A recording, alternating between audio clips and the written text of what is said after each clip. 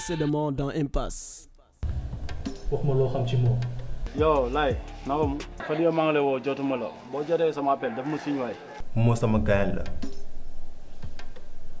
mais ku cool la. fi mu nekk nii tey man maa ko fa dugal te su ma neexee dama koy génnee. pour un meurtre. mais bien sûr. Précédemment dans Impasse. dañuy génne Saul ak Vicky. ay ji mii ñuy passé ñi ma agressé woon si la bokk léegi nag tey dafa ñëwoon di simuler andil ma sama téléphone. mënoo nekk ba léegi durant tout ce temps laa la wax sa matière grise bi day ko use booy. Précédemment dans Impasse. kon da ngay dem trouver ji Vicky nii da nga ko bëgg a génne prison.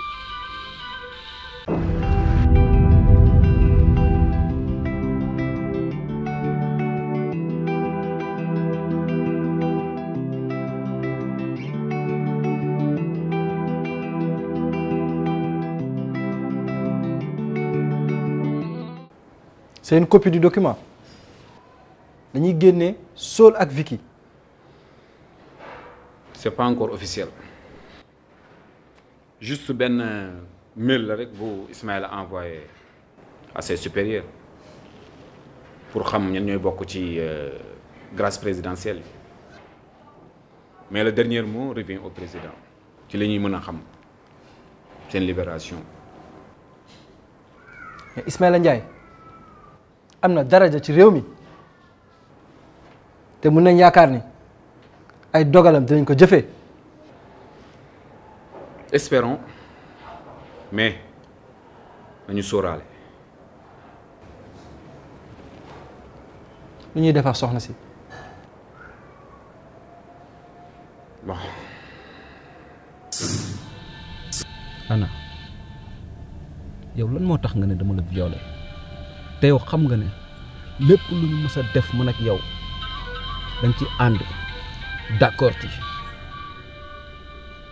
parce que moo nekkoon sama dernière chance pour ma bañ a marié wu. Jules musuma la ko wax mais sama papa daf ma bëggoon a may sama benn cousin sans laaj ma man sama avis te xam naa sama papa dafa fier du ma mës a maye bis bu xamee ne def naa lu ñaaw ci ginnaawam. mais kon yow fi ma la séntu woon sax si bon ndekete yow weesu nga foofu nan nga mën a créer histoire yooyu yëpp. Jules, je suis désolée.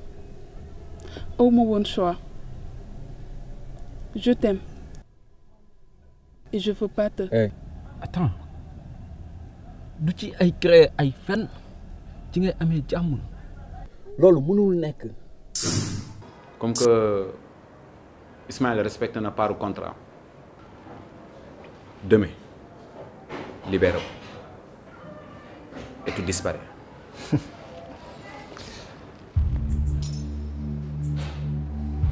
dañuy xaar ba Saul ak Vicky génn jeel balaa ñuy wax waxu jeexal opération bi.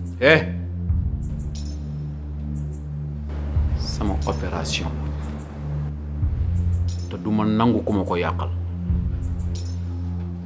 ñoom bu ñuy génn war nañu fekk ku si nekk sa kër tranquillement.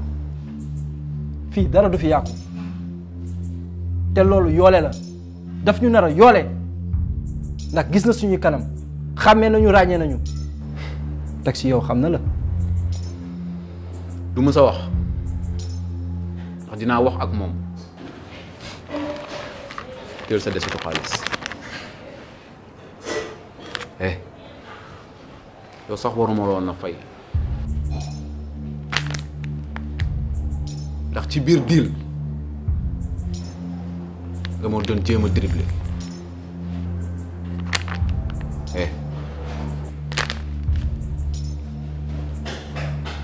Dave disparaît.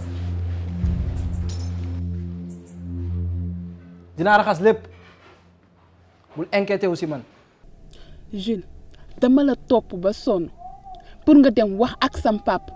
mais mënuma dem ci sa papa parce que man pareeguma nan lay demee ci sa papa naan dama lay ñaan te yow xam nga ne police mu ngi may seet ci dëkk bi je ne suis qu'un fugitif. mais yow kañ ngay pare pour jël say responsabilité lan rey nit boo xam ne yow defoo ko nga préféré daw man aussi ma nekk benn dof topp la ba kañ. Anna Rose man lenn laa lay laaj la dernière fois ñuy nekk man ak yow tu n'étais pas vierge est-ce que dafa am leneen loo may nëbb ci sa bopp.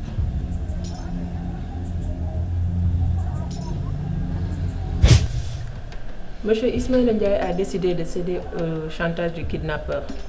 Il va demander la libération par grâce des détenus Vicky et Saul.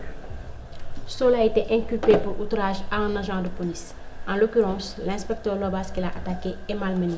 Il a aussi été jugé coupable de vol d'une voiture 4x4 plus coups et blessures volontaires sur un monsieur nommé Doudou Diop.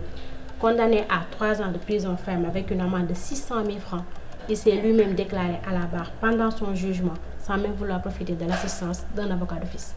Mais si le kidnappeur désire la libération de Saul, c'est parce que c'est son complice. Est-ce qu'on peut l'identifier? Non, pas pour le moment. En tout cas, le kidnappeur est différent de l'agresseur d'Amina. Cette demoiselle qu'on a failli tuer, quand on a tracé son téléphone, il a conduit chez un certain live. Ce dernier a cité les noms de Mo, Saul et Ladi dans sa déposition. Agression Amina ak kidnapping bi ñaari affaire yu bokkul la mais yaakaar naa benn gang bi day xeex uniquement pour libération Saul. Mais nous ne devons pas rester impuissants face à la libération de ce criminel. Je pense que ce terrain est strictement politique, inspecteur. Non, non. Depuis qu'il y a chantage et kidnapping, la libération n'est plus politique. Nous devons saisir le procureur. Moi, je crois que le gang est lié directement au meurtre de l'agent Ndiaye. Ndax sooy xool Vicky ak Saul ñoom lañ jàppandoo même période te kidnappeur bi da doon laaj seen libération. Le capot aussi est cité sur l'affaire, mais notre plus grande équation, c'est de découvrir qui sont Ladi et Saul. On a du pain sur la planche, les gars.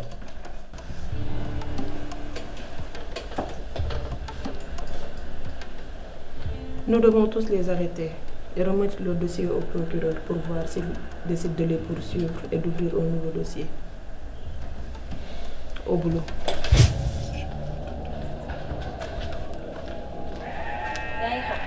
ay xaar kay te da nga yàgg. bëgg mu neex rek. mais lii la nii ak ni ma xiifee nii. déedéet kay. bon tey laa nar a lekk ba nga kontaan vraiment. enfin sax comme ça nga mën a ñam sama loxo bi ni mu safee. dégg ko muy tagg boppam. togg de. lii nii li ma yàgg bëgg la vraiment.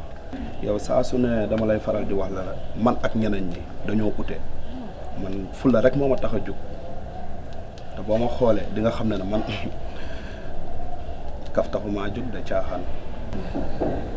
ah xamal sa bopp rek te xam ne man tam jigéen ci biir jigéen ñi laa bokkuma ak xale jigéen ñi nga xam ne dëngal casquette sol ay tim ci jaabante ci koñ yi munuñ togg munuñ yàq man nag dama di jeeg piir mën naa togg mën naa toppatoo góor bari naa feem te xam naa ne rafet naa.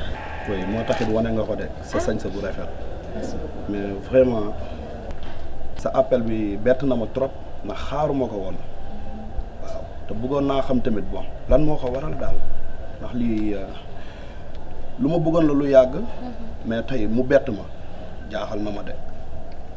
xam nga dama toog xalaat xam ne góor yi fi jaar yëpp ba ma gëmee sama bët xippi yow laa gis waaw ñeneen ñi caaxaan moo leen tax a jóg te xam naa ne yow doxoo tànku caaxaan looloo tax ma organiser lii xam nga dem marché togg ba mu neex fas yéene laa teral te bu paree attaaye beeg sow beeg yëpp ci biir mbaa yàkkamti woo si mais dama war a monter ji si kanam tey maa ay garde dama la ko fàtte woon wax carrément gisoo ma kon nañ wax ca man de nañ lekk kon comme ça nga mën a teel a def parce que tam bëggoon naa wax fa dëgg neex yàlla nga toog comme ça xeetu jënga yooyu yëpp ma defal la ko flash rek. yoon nga xam yemul fi si ma mën benn yoon yemul si benn. gis nga teraanga bii ma la defal fi dara des lii yëpp yaay borom. dama bëgg a ginaar rek ba ma si daggalee bu baax sax ma jël. yow koy xaar yaay borom fexe ba bu ma lu na yëpp jeex yaay borom. sama yaay moo nekkoon sama complice musul nangu sama papa def ma mariage forcé waaye moom moo gën a pire sama papa parce que moom da daan xool góor ñi gën a riche ci village bi mu boole ma ak ñoom pour ma ko daan indil xaalis.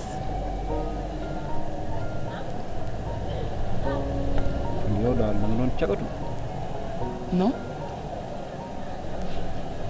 dama daan jouer le jeu comme xale jigéen ñi rek dama leen di gëmloo ni bëgg naa leen ñu resal ma lépp li ma soxla waaye sama yaay moo ci daan ëpp lu mu daan gagné parce que man la defoon fond de finance. yow daal su ma la déggee sa papa ak sa yaay musul ñu soucier wu ci say sentiments. comme objet lañ ma jàppee ñoom ci góor ñi ma sama yaay daan may kenn ci ñoom moo ma violé.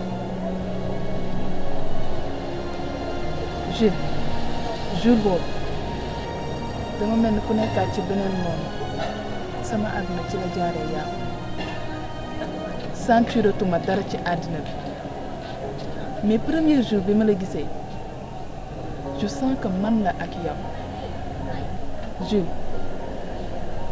maa ngi jéggalu ci lépp lu ma la mës a def ak coono bépp bu ma la teg Jules baal mais Ana Rose yow est-ce que jàppee woo ma benn porte de sortie ci enfer bu metti bi nga dund est-ce que yow sax dëgg-dëgg bëgg nga ma ci sa xol.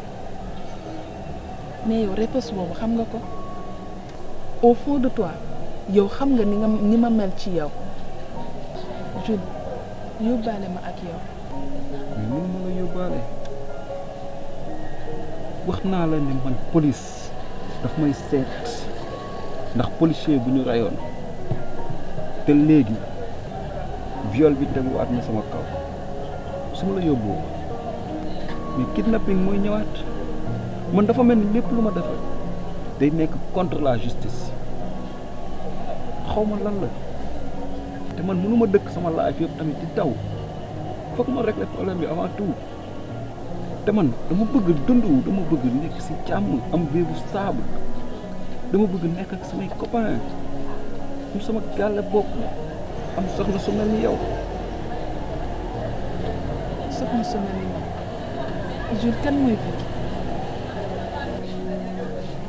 moo dafa am ay légende yuy wax ni nit mën nga dund vie yu bëri. Ana Rose yaa ngi fàttaliku bi ngeen ma repêché ci lac bi j'étais inconscient mais bu ma xippee samay bët yow laa njëkk a gis c'est comme si yow dama may porter bonheur te dama la fonk dafa am fu ma la teg su ma nekkee ak yow day mel ni damay judduwaat.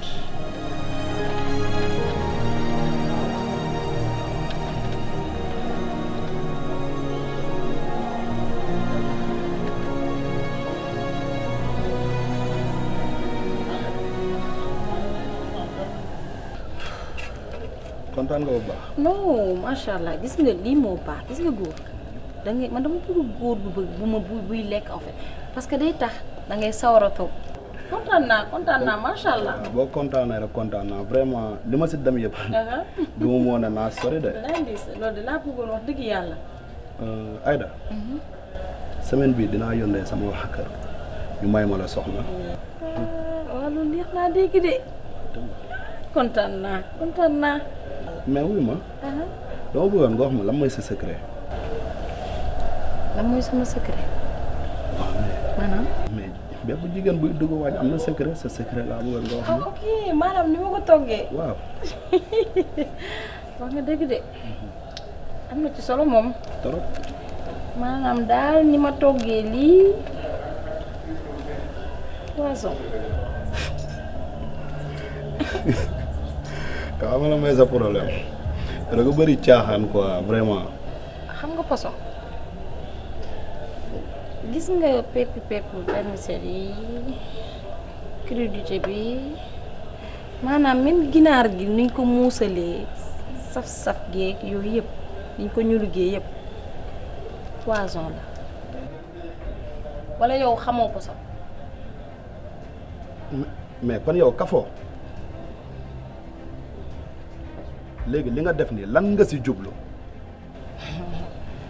li ma ci jub xam nga yaa ngi ma doon laaj ba xam lan moo tax ma jékki-jékki rek woo la n'est-ce pas yow pénitencier nga dafa am seen benn détenu bu ñuy wax Saul dama bëgg tey ci guddi nga génne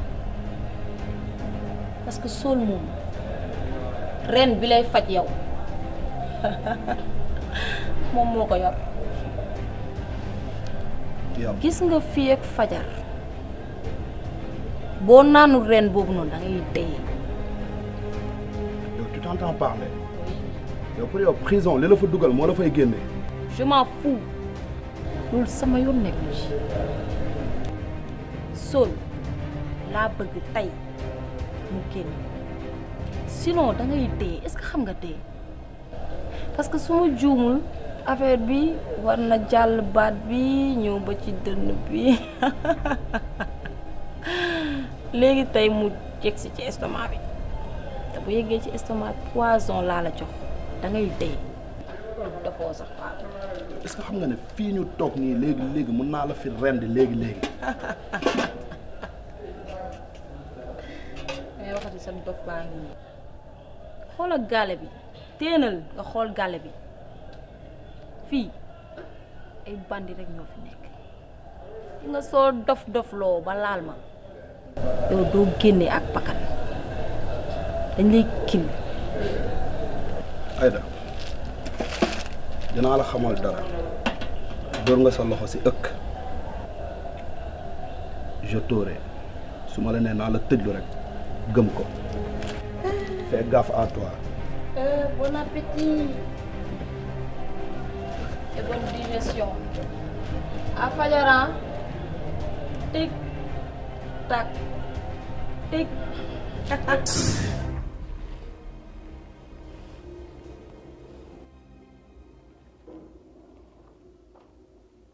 Fifi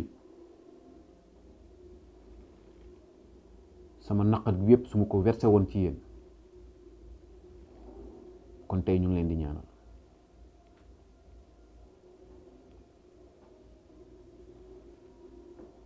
yàlla na ma ci yàlla baal mais lii lépp mënuma ko woon a téye ngeen gumba tëx lu seytaane yóbbu leen ndax lan alalu àdduna te lii lépp boo dee fi ngeen koy bàyyi famille dafa am solo ci dundu doomu aadama booy gane ci àdduna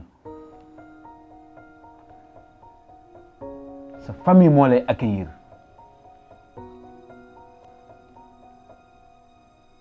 boo dee mu gunge la ba ci bàmmeel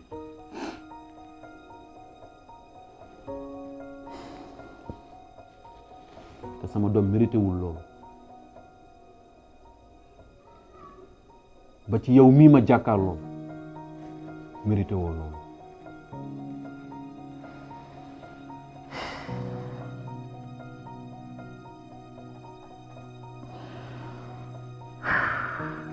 ma yàlla baal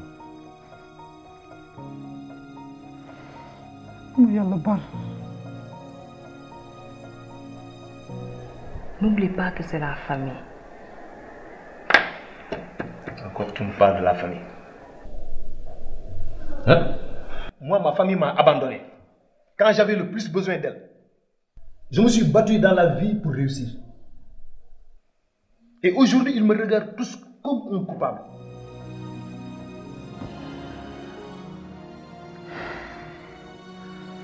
xam naa sama doom ji dañ ko bàyyi suba mais man damay dellu léegi mu fekk ma fa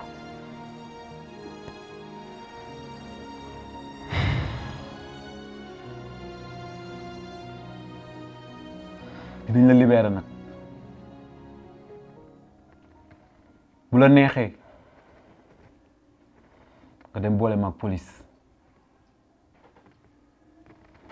xam nga fu may fekk. Je suis quitte avec ma conscience.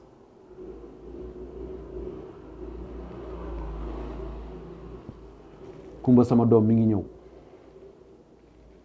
pour récupérer ses amis mais bu ko jëlee directement la ñuy def village duñu jaar sa kër. Fifi.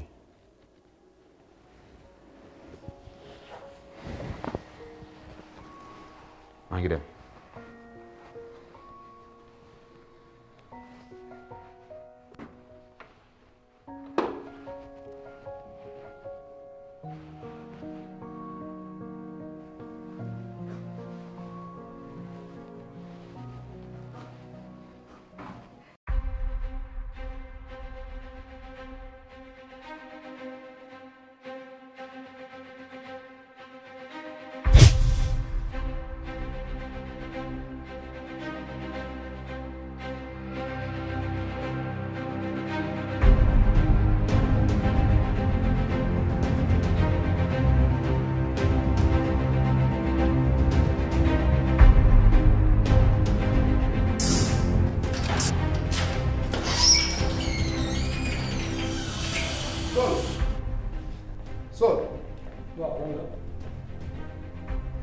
Tu as 45 secondes pour nga génn fii ubbi naa porte yëpp nga def lu gaaw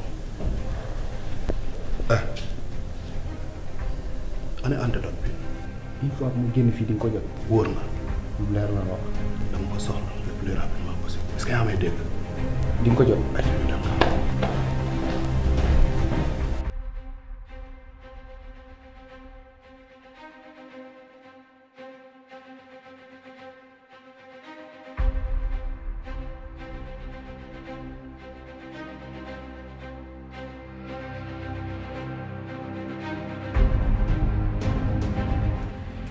allo.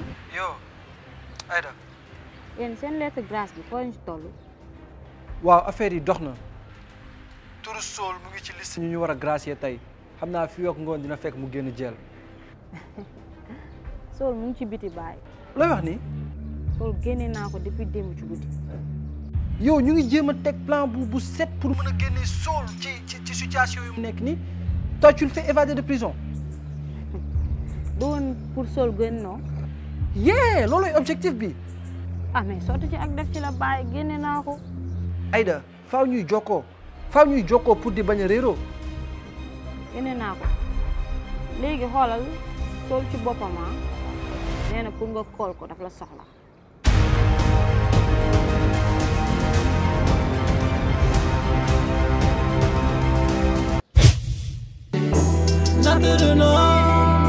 balance bu la yàlla di yéegal pour mën a natt sa ngëm bu yaakaari taas ba say loxo faasu amaana mën na nekk li gën rëkk ci yoon du ñàkk si sa life amaana boo ko rombee tajeeg li gën mel ni kumba yi doo foog ñu lambaatu mais dara waru tënk sa mind impasse yaa ngi ci impasse life bu intense impasse yaa ngi ci impasse